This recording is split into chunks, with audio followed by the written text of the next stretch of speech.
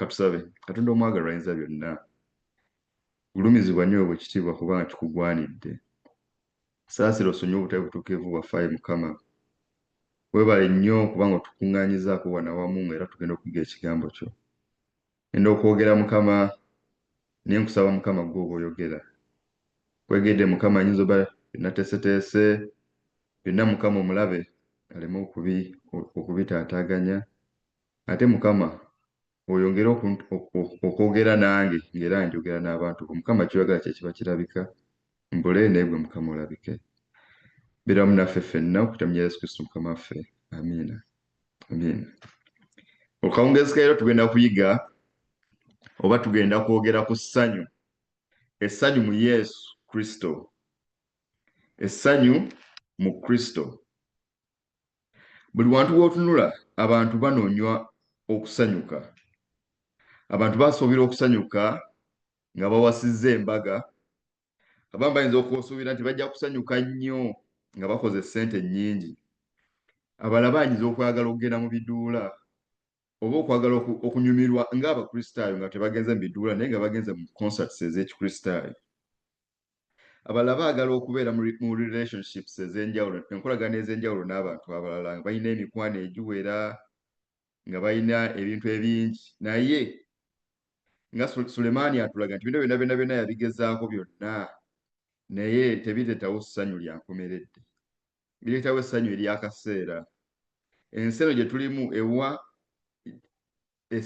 etuwa essanyu nga lya kiseera naye essanyu erya ddala essanyu eritanyenyezekebwa eritasobola kunyeenyezebwa essanyu lyokka litasobola kugula liva mu kirabo Yesu Kristo ky'atuwa era liva mu kirabo ekyo Katonda kye yatuwa nga ye Yesu Kristo olwaleero njagala okugabanako wamu nammwe abakristaayo ba Mukama ekyama eky'essanyu essanyu eryo eritafeedinga essanyu eritamala gaggwaawo essanyu erimalawo ennaku erireeta emirembe era nga tewali muyaga guyinza kulikubbako era ng'essanyu eryo lya lubeerera era ng'essanyu eryo liva mu kukweera mu bulamu bwo gwe awamu ne Yesu Kristo ekyawandiikibwa kyaffe kye tugenda okusinziira olwaleero ngenda kutandika n'Abathessalonike ekisooka essuula ey'okutaano olunyiriri olw'16 mu kitabo kye nasoma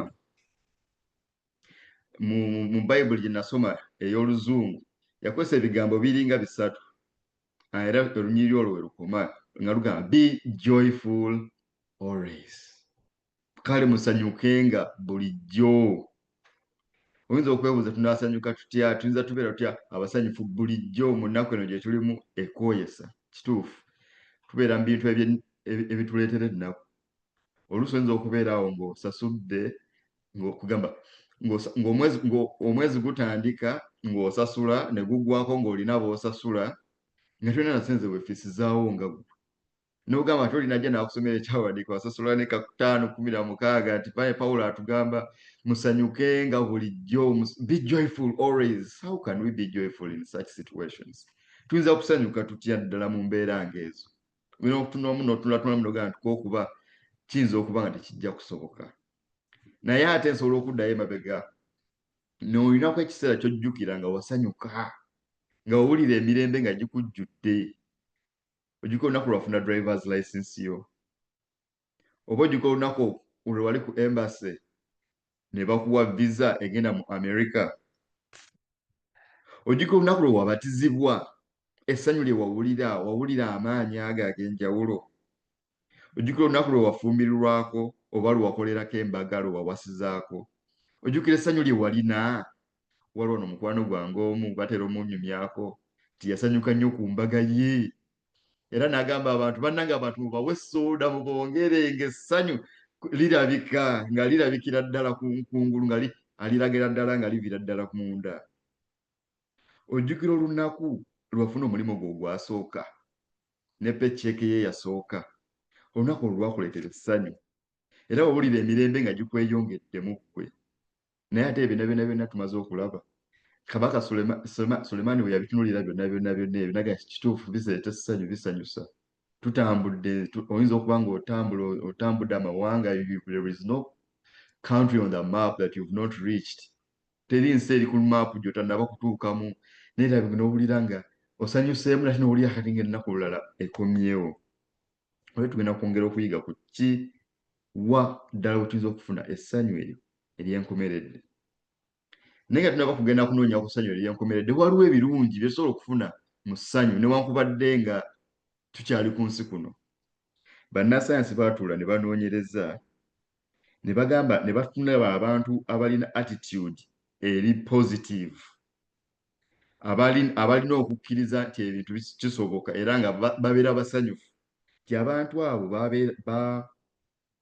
babeeranga n'abasirikale abalwanyisa endwadde mu mibiri gyabwe nga baggumivu era nga basobola okulwanyisa endwadde ez'enjawulo nga newankubadde tebafunye eddagala.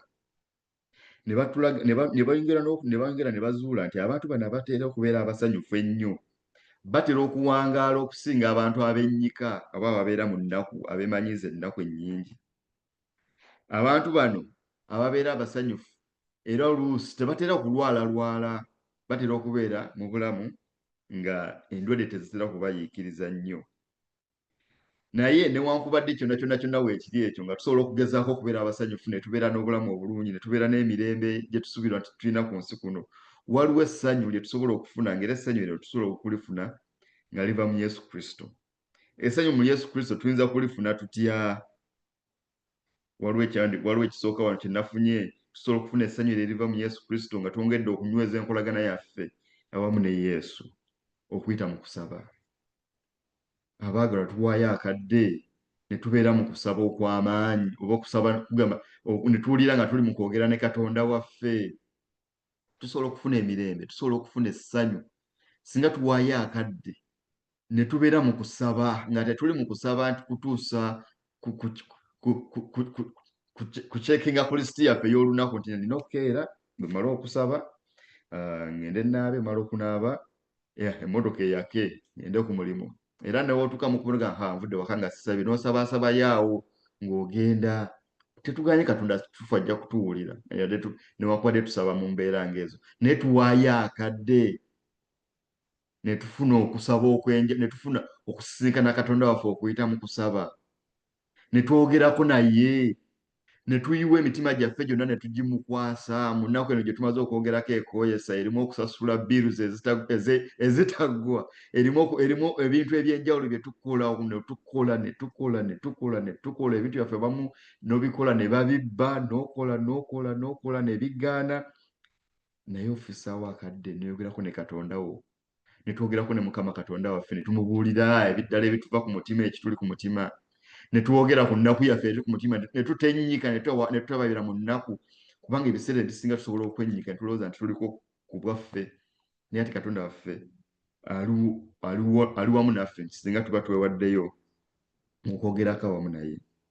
Tuwaayo akadde okusoma ekigambo kya Katonda ne tuwulira Katonda kikyayogera naffe, kyatugamba era ddala kyatwagaza.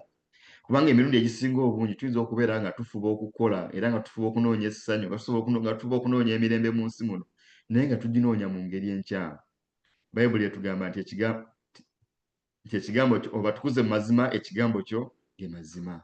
Bayibuli era nga bwetugamba bwetyo, ebigambo Katonda waffe byagenda okwogera naffe nga tuyita mu kusoma ebyawandiikibwa ge mazima agasembayo ag'enkomeredde, era ng'amazima ago tegagenda tuleetera nnaku okuggyako okutuleetera essanyu mu bulamu bwaffe. Tusobola okufuna essanyu tutya awalala? Tufaayo okumanya ddala ki kye tuli ng'Abakristaayo, tumanyi ki kye tuli. Tufube okulaba nga tunnyikizibwa mu Yesu Kristo, nga tunnyikizibwa mu Katonda, mu kigambo kya Katonda awamu n'okusaba awamu n'okusoma ekigambo kye, n'okubeera nga tuli confident, nga tulina obuvumu n'okukakafu bonna nti tuli baana ba Katonda. Ekyawandiikibwa ekiri mu Abefeso 1:4 kigamba, nawandiise mu Luzungu, for he chose us in him before the foundation of the world. Katonda yatulonda ffe nga n'ensi tennaba kubeerawo. Katonda akumanyi, Katonda akutegeera byonna ne by'oyitamu byonna akumanyi, era yatulonda kugamba tulina okumanya ki kye tuli mu maaso ga Mukama. Bayibuli Katonda etuyigiriza nti Katonda atugamba nti ye mubumbi waffe, ye yatutonda, atumanyi obuvo n'obuddo. Ngenda kudda mu kino kyogera nsuubira nakyogeraku wano olulala. Twaliko mu lukuŋŋaana olumu n'omwami ye mugagga e Kampala eyo, n'atusomera n'atugamba nti bw'aba agenda mu faamu ye, alina emiti mingi nnyo nnyo nnyo nnyo nnyo, n'atugamba naye agenda mu faamu ye oba mu kibira kye, asanga emiti gye gyogera naye. Kugamba yatugamba emiti gye gyogera, yasobola okutuuka eyo ne gimugamba nze ndi eno namenyeka dda, naye ng'abantu abakola ku faamu tebanaba na kugiraba nti gyamenyeka, nti emiti gy'agiwulira nga gyogera. Anyway, I think yali agezaako okutuwa ekyokulabirako nti amanyi buli muti gwe we guli, yadde ekibira nga kinene nnyo, kubanga akiwa obudde, afaayo n'akirambula. Kugamba asobola okusanga omuti ogwamenyeka omugagga ku kibira kye nga gwamenyese, naye ng'abantu abakola ku faamu okwo tebanaba na gulaba. Kati nekigezaako okukigeraganya ne Katonda waffe oyo atwagala ennyo, atumanyi omunda ne kungulu. Kale bwe tuba nga twefaddeyo okumanya kiki kye tuli mu maaso ga Mukama, tusobola okutennyika wabula ne tubeera nga tufuna essanyu eryo erivira ddala mu Katonda waffe. We are his workmanship. Abefeso era 2 olunyiriri olw'ekkumi lutulaga nti ffe tuli mirimu gya ngalo ze. Era mu ye Yesu Kristo tufuna obununuzi. Bakolosaayo 1:14 nti mu ye mwe tufuna obununuzi bwaffe mu musaayi gwa Yesu Kristo ogwayika ku musaalaba e Gologoosa. Yesu Kristo bwe yajja ku nsi kuno teyajja kununula nsolo, teyajja kununula bintu birala byonna byonna byonna, yajja kubanga gwe nange. Kale ekyo kindaga nti ndi wa muwendo nnyo mu maaso ga Mukama. Kindaga nti Katonda waffe oyo afaayo nnyo gye ndi era njagaliza birungi byereere. Afaayo okulaba nga mbeera musanyufu, afaayo okulaba nga embeera gye mpitamu newankubadde ng'enyigiriza, naye nti ngiyitamu nga nina obuvumu mu Yesu, mu ye. Abakolinsi ekisooka essula 6:17 kati tusome mu Luzungu nti whoever is united with the Lord is one with him in spirit. Buli muntu yonna yeetabye ne Yesu ne Katonda ali wamu, ali omu naye mu mwoyo. Abantu ffenna emirundi egisinga obungi tugezaako okunoonya ebintu mu ngeri ne tupalapalanya, ne tugezaako emirundi mingi tusobola okulabika nga abawangudde, naye biba byakaseera. Tufube okulaba nga tuwaayo enkolagana yaffe wamu ne Katonda waffe, nga tumukkiriza asembere mu bulamu bwaffe bulijjo. Oyo bw'ayogera gye tuli, naffe ne tuwulira ekigambo kye, tuli bakakafu nti ebigambo by'atugamba tebigenda tutwala mu kufa, tebitutwala mu nnaku, naye bituleetera essanyu awamu n'emirembe egyo Katonda waffe gy'atwagaza. All these scriptures, ebyawandiikibwa bino byonna byonna bye tumaze okusomako bitutegeeza nti tulina okumenya ne tumenyaamenya enjegere ze tuyinza okuba nga tulimu egituleetera okwennyika. Ekintu okwennyika, simanyi oba wali obaddeko n'omuntu eyennyika, naledde ngezaako okuteeka nga nteekateeka ebintu bino, ne nzika obulamu bwe nabeeramukko nga nennyika, nga n'ekintu ekino kinneeraliikiriza nnyo nnyo nnyo nnyo nnyo. Nobeera ne weeraliikirira ebintu by'olinako obuyinza by'osobola okufuga, ne weeraliikirira n'ebintu by'otasobola kufuga ebigenda okubeerawo either way. Manyi okubeeraawo ne weeraliikirira n'olunaku lw'ogenda okufa, nobeera mu bweraliikirivu obw'amaanyi nnyo. Nga mbeerawo ne neeraliikirira ne ngamba ne mazima ddala olunaku ne lukya ng'afudde, nekineeraliikiriza nnyo nnyo nnyo nnyo nnyo nnyo. Naye nga kakati okuggyako okuba nti nno nsobola okuba nti nno olya bulungi, weegendereza oba ku luguudo ng'okola ki, but tetukirinaako control, anytime tusobola okufa. Kugamba that shouldn't be one of the things. Tekiyinza kubanga kintu ekimu ekyandindeetedde nga okweraliikiriranga buli kaseera. Njandeeteranga okweraliikirira buli kaseera, ne neeraliikirirawo gye ngenda okujja essente. Nookera ku makya nakolanga mu dduuka, twatundanga edduuka tunda ebintu ebyawaka, nookera n'oggulawo bwoti nga tobateesezaako na muntu yenna agenda okujja okugulako, n'otulawo ne neeraliikira ne ngamba leero ebintu bye nakoze, ebyokulya bye nasiisa abantu banajja ne babirya.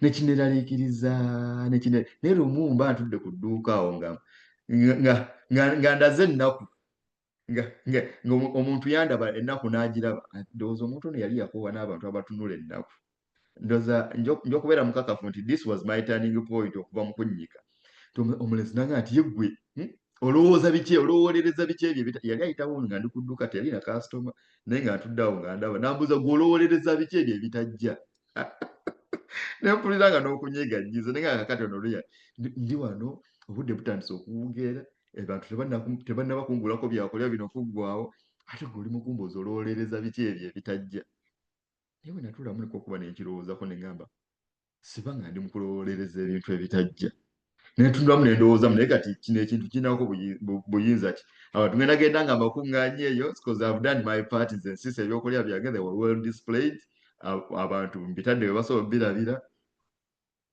kugamba nakusaba katonda ne bajja ne bagula weba tebazze sikiinaako buyinza still naye kyaneeraliikiriza nabeera nga munnaabwe obweraliikiriza naye nga ate nenzijukira naye lwe lumu ne ndabako omwami wo gye twali tusabira omwami ono nga tuwulira stories ze bamutuntuze waka mukyala wa muyisa bubi kino nga bebatu simaye bukakafu bwakyo naye nga bagenda batugambe bate ku mwami oyo omwami mukyala wa mutuntuza amuyisa bubi nnyo nnyo nnyo nnyo omulabira wa mukyala omulabira waneeno ku kyaki naye mwami wa muyisa bubi nnyo naye nga omwami kugamba nga njega nnyo okulaba ku mwami oyo batunyumizangako mukyala gwayisa obubi naye ngaomwami oli oba omulaba ng'ayinza okukuwa smile nakukwata mu ngalo bwati nowulira amaanyi noga nti yono gwe nawulidde banyumyako alina ennaku nenakukubate nze yennyika nze alabika nga alina ebizibu ebingi bwe mpulira story y'ono omwami ate nyinza okuba nga nze sirina bizibu bingi byenkana by'omwami ono gwe mpulira gwe batuntuza ku bizibu bye batudde bamutunyumizaako nga niko okuba nyinza okuba nga mbadde ndi mukenyika era nawufuna simayiro eyo nengezaako gikoppa nsubire nga erabika naatera okutuuka ku mwami oyo kubanga mbeera musanyufu era nga nkiruubirira bulijjo kugamba newankubadde nga tuyita mu mbeera eziyinza okuba nga zinyigiriza nga tuyita mu mbeera eziyinza okuba nga zitumalamu amaanyi tujjukire yesu kristo tujjukire our identity in Christ nti katonda yajja ku nsi kuno kununula nze ekyo kimpa nti katonda wange oyo anjagala era anjagalira ddala era afaayo eri obulamu bwange ensi mwe tutambulira eri njereere its empty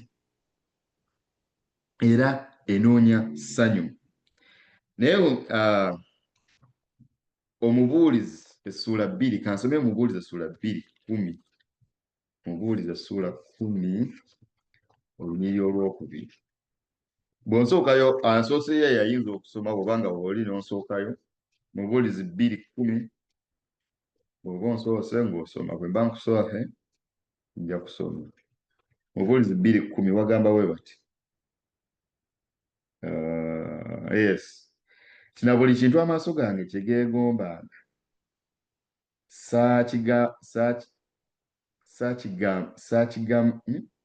saakigama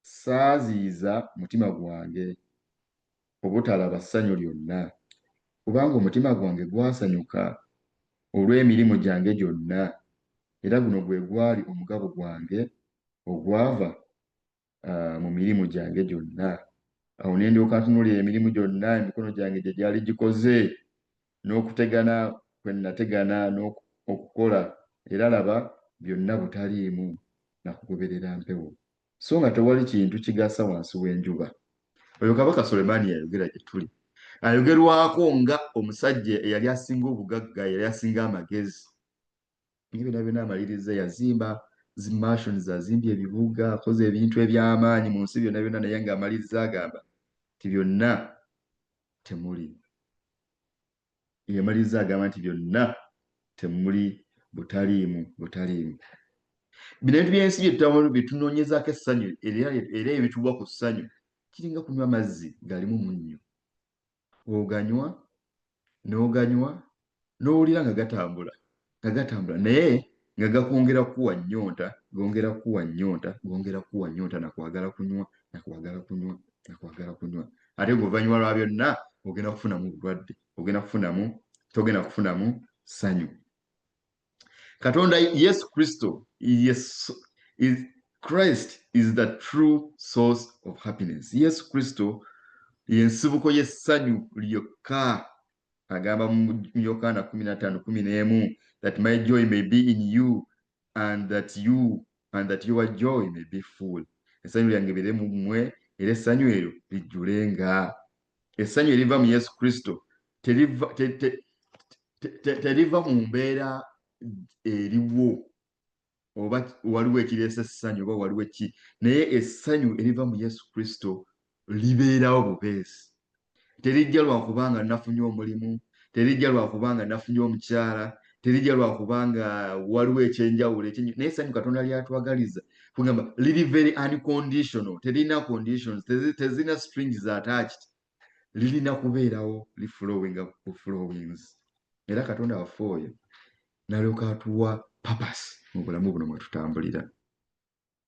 Yeremiya essula 29 olunyiriro 11. Yeremiya 29:11 wagamba bw'atya, ansooseera oyinza okusoma neera singa mba nkusooseeyo mba nsobola okusoma wano. Yeremiya 29:11 olwo atuuse nze ntuuse, wagamba bati kubanga mmanyi ebirowoozo bye ndowooza gye muli. Kubanga mmanyi ebirowoozo bye ndowooza gye muli, bw'ayogera Mukama, ebirowoozo eby'emirembe so si bya bubi, okubawa okusuubira enkomerero yammwe ey'oluvannyuma. Kankiddemu mukiwulire ebirowoozo Katonda waffe by'alina gye tuli. Kubanga mmanyi ebirowoozo bye ndowooza gye muli, bw'ayogera Mukama, ebirowoozo eby'emirembe so si bya bubi, okubawa okusuubira enkomerero yammwe ey'oluvannyuma. Katonda waffe atuwa ssuubi, atuwa mirembe, bye birowoozo by'alina gye tuli, bye birowoozo by'atwagalira, bye birowoozo by'atwagaza. Okufuna essanyu mu Yesu Kristo tulina okufaayo okulaba nga tubeera mu ye buli lunaku nga tusoma ebyawandiikibwa rejoice in the Lord always. Philippians 4:olwokuna lugamba nti rejoice in the Lord always, again I say rejoice. Weyagalire mu Mukama, musanyukenga mu Mukama, era ngamba nti kiddamu musanyukenga mu Mukama. Ekyo mbadde maze okukyogera ne tusanyukire mu Mukama waffe Yesu Kristo, tuwulire emirembe nga gye tujjudde, tubeere nga tuli connected ne Katonda waffe mu kusaba awamu ne mu kuyiga ebyawandiikibwa. Waliwo essanyu eribeerera emirembe n'emirembe, era ng'essanyu lino tugenda kulifuna nga tuwangudde ensi eno. Kubikkulirwa essula ey'okubiri olunyiriri olwokuna wagamba bwe bati, kubikkulirwa 21:4 wagamba bwe bati, naye alisangula buli ziga mu maaso gaabwe, era okufa tekulibaawo nate, so tewaabengawo nate ennaku newankubadde okukaaba newankubadde okulumwa, eby'olubereberye biweddewo. Bannange osaamiina Yesu Kristo ng'akomyewo nga tugeze mu bulamu obw'emirembe n'emirembe, tulina essuubi eryo, we have that hope ng'abakkiriza Yesu Kristo nti akomawo essaawa yonna okutuggya mu nsi eno erimu ennaku, erimu okukaaba, erimu okulumwa, erimu okusosolebwa, erimu ebintu ebitanyuma, atuteeke mu bulamu obw'emirembe ewatagenda kubeera nnaku. Kale raba bino byonna bye tuyitamu ebiyinza obba nga bituleetera okwennyika, ebiyinza obba nga bituleetera okweraliikirira nga biweddewo, naye nga tuli bapya, nga ebyolubereberye byonna nga bigenze, nga tuli bapya mu Yesu Kristo. Yesu Kristo okwagala essanyu ly'atuwa terikoma wano ku nsi, naye ligenda kuba nga lyeyongerayo paka mu bulamu obwo obutaggwaawo. Essanyu ly'oku nsi kuno liggwaawo era ng'ebimuli bwe bigotoka ne biggwaawo, naye ku ssanyu essuubi Katonda ly'atuwa, it's an eternal spring season. Mumanyi mu spring season ebimuli bibeerayo wabweru nga binyirira. Essanyu lya Yesu Kristo ly'atuwa lya lubeerera, it's that endless spring season, terigenda kuba nga liggwaawo. Tulebe ku bantu bangi abaasanyuka, abantu bangi basenkana Yesu ne bawulira essanyu, ne bawulira emirembe mu mitima gyabwe. Lowooza ku musajja Zaakayo. Zaakayo yali omusajja nga yali atayagalibwa, ng'abuulibwa olw'emirimu gye yali akola. bangi abamu bagamba yali akola ekyo ekituufu, abalala bagamba yali mubbi. Sagala kugenda nnyo mu ekyo naye kugamba yali anoonya Yesu Kristo. Naye ebyawandiikibwa bitulaga nti bwe yasisinkana Yesu Kristo n'amusanyukira, he welcomed him joyfully. N'asanyukira Yesu Kristo, n'asanyuka okulaba nti akyazizza Yesu Kristo. Abaagalwa, tukyaze Yesu Kristo mu mitima gyaffe, tumukyaze buli lunaku, tujja kujjula okusanywa eri ng'omusajja ono lye yafuna.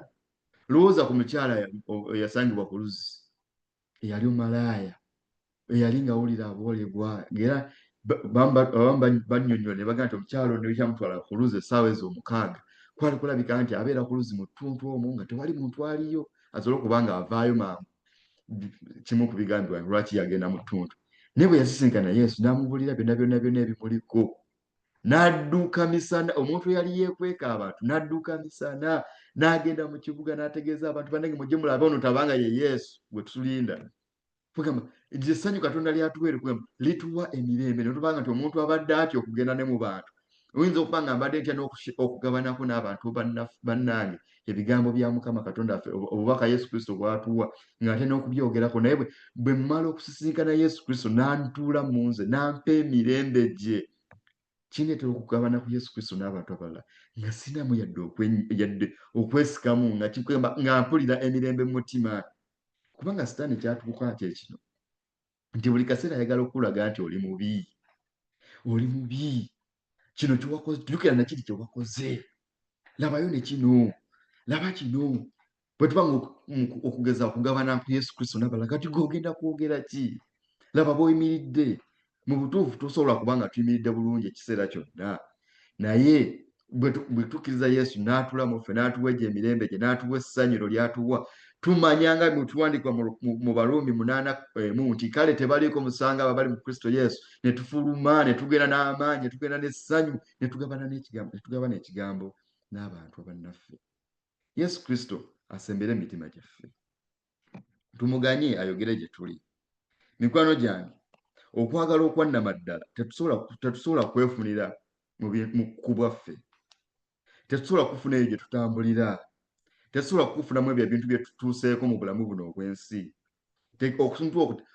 Essanyu eryo tusobola kulifuna mu muntu omu, tusobola kulifuna mu wantu wokka wamu, mu Yesu Kristo. Agamba bw'ati nti ebintu bino mbyogedde, kankisome mu Luzungu. These things I have spoken unto you, that my joy might remain in you, and that your joy might be full. Kino kye twasomye mu Yokaana 15:11. Ebintu bino mbibabuulidde essanyu libeere gye muli era libeere mu mmwe.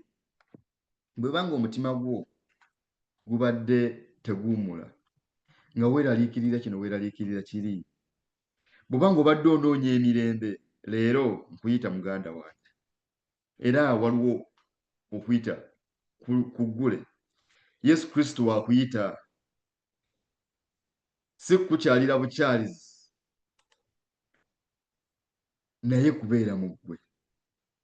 Yesu Kristo anoonya nnyo okujjuzaawo awo wali wowulira nti tewajjudde, okuba nti wowulira nti tewali mirembe, tewali ssanyu, tewali.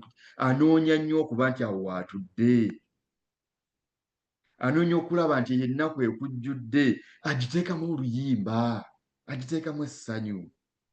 Anoonya okulaba nti wowulira nga okulumirizibwa kuwulira okw'ekibi, buli kaseera n'owulira nti kisaanidde na mu maaso ga Mukama. Anoonya okulaga ekisa kye, ajjuzewo Omwoyo Omutukuvu, ajjuzewo amaanyi ge, akulage nti oyimiridde bulungi nange, nti bw'ojja gye ndi, Yesu Kristo nti bw'ojja gye ndi, byonna mbyerabira, mbikasuka wala nnyo, naye n'ofuuka ekitonde ekijja. Kale nkusaba onakkiriza Yesu Kristo okubeera essanyu lyo olwaleero? Onaggulawo omutima gwo okkirize Yesu ayingire gy'oli? Bw'obanga okkiriza ekyo nti Yesu Kristo abeere essanyu lyo, era ng'omugamba nti Mukama, njagala ggwe oba obeera essanyu lyange, njagala ggwe oba obeera emirembe gye ndi, njagala obulamu bwo Yesu Kristo bubeere obulamu obwange. Nkusaba mukwano oneegatteko, tufune okusaba, tumukoowole, tumwegayirire ajje abeere ensulo ennamu ey'essanyu lye tusobola okufuna mu bulamu buno omwensi mwe tutambulira. Nkusaba oneegatteko mukwano gwange gyonna gy'oli olw'okusaba. Tumukusabe Katonda waffe ajjuzeewo awo wayinza okuba nga waliwo ennaku, ateekewo essanyu lye, ateekewo emirembe gye, kubanga gy'atwagaliza. Katusabe. Katonda omwagalwa ayinza byonna, erinnya lye ttukuvu ligulumizibwenga emirembe gyonna. Tuzze tukwigako emirundi mingi Mukama nti abantu bo oyaayaana nnyo okulaba ng'obeera mu nkolagana nabo.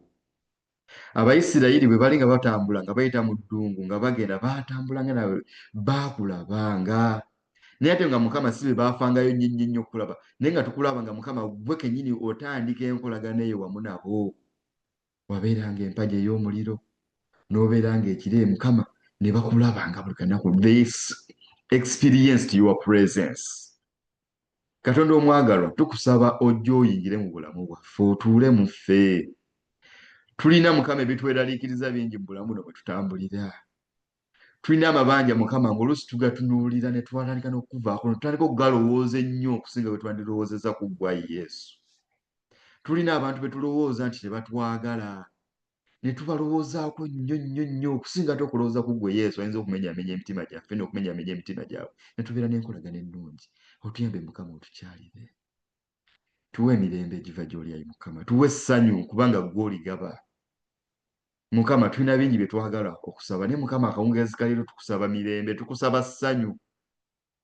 Ka tusobole okubeera Mukama abantu abatambula nga tutambula eyo wabweru nga tulaga ekitiibwa kyo kubanga ggwe Mukama totwagalizangako okubeera mu nnaku, otwagala kuba batu abali mu ssanyu. Tuyambe ayi Mukama naffe tubeere okubeera abantu abeewaddeyo, tusalewo okusembeza mitima gyaffe tusobole okufuna essanyu eryo ly'otwagaza. Weebale Mukama kubanga olidde okwegayirira kwaffe okuyita mu nnyirira Yesu Kristo Mukama waffe. Amiina.